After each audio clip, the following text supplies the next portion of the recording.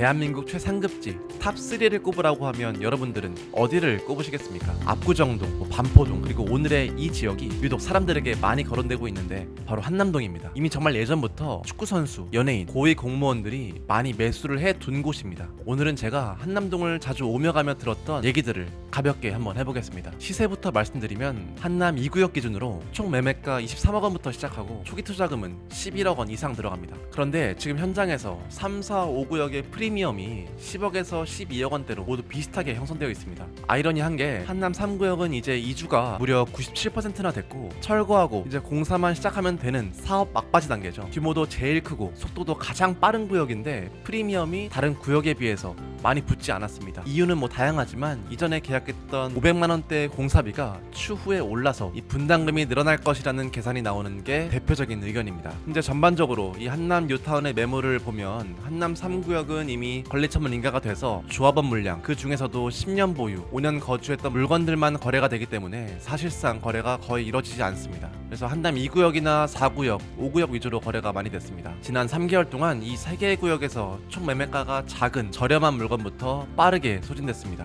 그러다 보니까 이제는 총 매매가가 큰 40억 원 이상의 물건이나 아니면 아예 무허가 건축물 물건과 같이 이 저렴한 물건만 남았습니다. 무허가 건축물은 그러니까 땅이 하나도 없고 집만 있는 물건을 말합니다. 재개발 지역에서 쉽게 말해서 원칙은 집이 있으면 아파트를 준다입니다. 그래서 예외가 많지만 집이 가장 중요한 조합원이 될 수 있는 요건입니다. 재개발 지역에 다양한 물건들이 있죠. 단독주택, 그리고 다세대 빌라, 그리고 아파트가 있을 수 있죠. 이런 주택은 모두 땅을 가지고 있습니다. 그런데 땅이 없이 주택만 있는 물건도 있거든요. 이런 걸 대부분 무허가 건축물이라고 합니다. 그래서 이렇게 땅이 없으니까 아무래도 감정평가액도 낮고 그래서 매매가도 낮은 물건들이 있다는 거죠. 그래서 이렇게 투자금이 적게 들어가는 이 무허가 건축물에 투자하는 사람들도 많습니다. 그리고 지난달 이 대출 규제와 맞물리면서 거래 매수세가 좀 사그라들었습니다. 위치는 다 알고 계시죠? 이 한남 2구역이 가장 위쪽 이 보광초를 끼고 있는, 그리고 이태원역에서 가장 가까워서 입지적으로는 나쁘지 않죠. 위치는 좋지만 한강 조망 세대수가 안 나와서 기피하시는 분들도 계시는 구역입니다. 지금 사업 시행 인가 단계니까 중후반 정도를 밟고 있는 거죠. 이 한남 뉴타운의 4개 지역 가운데서는 그래도 속도가 두 번째로 빠릅니다. 그 밑에 가장 넓은 지역을 차지하고 있고 속도가 가장 빠른 한남 3구역입니다. 바로 오른쪽에 한남 더힐이 있죠.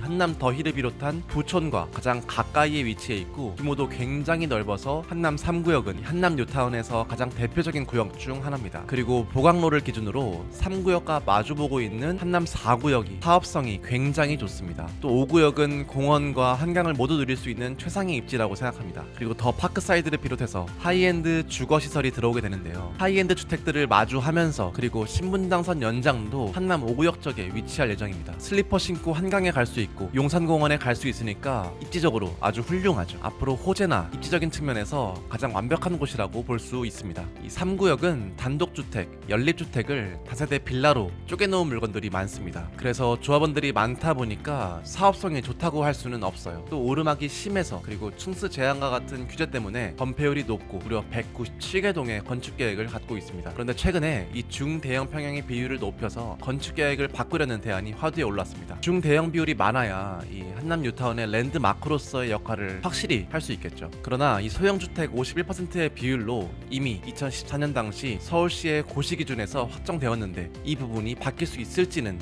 미지수입니다. 현재 다양한 이유로 조합원의 불만이 많은 상태인데요. 대표적으로 현대백화점의 입점이 무산된 겁니다. 현대건설이 현대백화점을 입점하겠다고 공략했다가 사실상 현대백화점이 아니라 스트리트형 상가가 들어올 거다라는 건데요. 심지어 9월 4일 이 3구역 소속 임원이 현대건설 사옥에 차량을 몰아서 돌진한 사건도 있었습니다. 현대건설이 한남 4구역 유치를 추진하는 와중에 현대건설은 이 한남 4구역 조합원들에게 한남 3구역 부지를 활용해서 우회 도로를 만들 경우에 공사비와 금융비가 줄어들고 조합원 추가 분담금을 절감할 수 있다는 내용의 홍보물을 전달했던 거죠. 이외에도 집안고 상승, 임대주택 비율 등 이런저런 문제로 인해서 아직까지도 끝나지 않은 전쟁이 이어지고 있습니다. 20년 동안 진행되어 왔고 이주하고 이제 철거까지 앞두고 있는데 안타깝게도 아직 갈등은 이어지고 있는 거죠. 뭐 문제 없이 진행되면 7년 정도면 입주까지 가능했겠지만 이 갈등이 봉합되지 않는다면 또다시 사업이 길어질 수 있는데요. 그래서는 안 되겠습니다. 의견 조율이 되지 않으면 사업이 또다시 길어질 수도 있으니까 이 조합에서의 역할이 중요해 보입니다. 한남 2구역과 한남 3구역에서 쪼개기가 많이 되었는데요. 그런데 시기상 한남 4구역까지 업자들이 들어오지 못했습니다. 한남 4구역 조합원은 1166명이고 건립 세대수는 2300세대니까 거의 2배 이상 많은 예정 세대수를 가지고 있는 거죠. 그래서 현재 무허가 물건을 가지고 있어도 국민평형 33평형을 가져갈 수 있다고 합니다.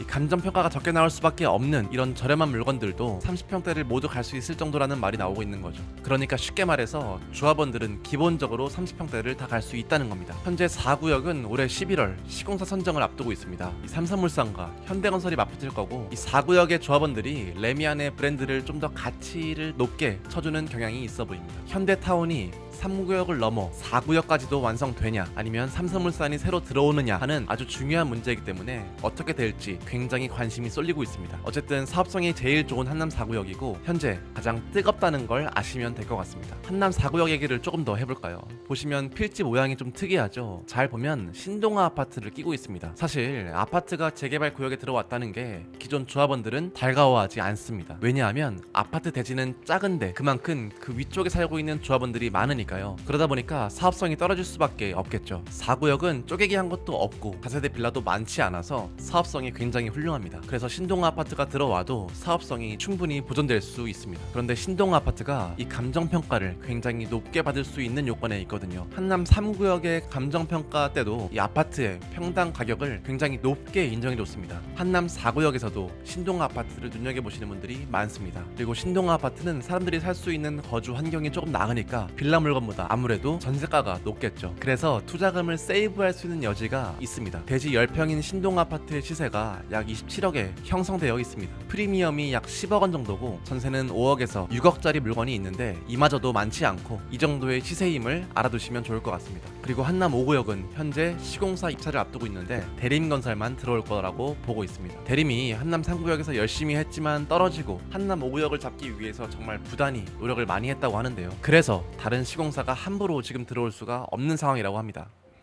어쨌든 오늘은 이렇게 한남 뉴타운에 대해서 이런저런 얘기를 가볍게 해봤는데요. 한남 뉴타운에 일반적인 사람이 한순간에 입성하기는 쉽지 않습니다. 무허가 건축물도 10억 원 정도는 투자금이 들어가니까요. 여기서 거래하시는 분들을 보면 대부분 전문직이나 대기업 직장인분들, 외국인 뭐 다양하지만 전반적으로 공통된 특징을 봤을 때는 대부분 송파나 옥수 이런 쪽에서 아파트를 매매하시고 이렇게 넘어오시는 분들이 많습니다. 우리도 분명히 여기서 가져가야 할 것은 이 부동산 갈아타기나 부동산에서 자산 상승의 가치를 누려야 한다는 거죠. 한남동에 대한 전반적인 얘기는 다른 유튜브에서 많이 다뤄서 조금은 다른 얘기를 위주로 해봤습니다. 영상이 너무 길어질까봐 또 지루해질까봐 짧게만 다뤄봤는데요. 한남동에 대해서 이해나 관심이 있으셨던 분들은 영상이 도움이 될 것 같습니다. 한남 뉴타운의 각 구역별로 더 궁금하신 점 있으시면 댓글 남겨주세요.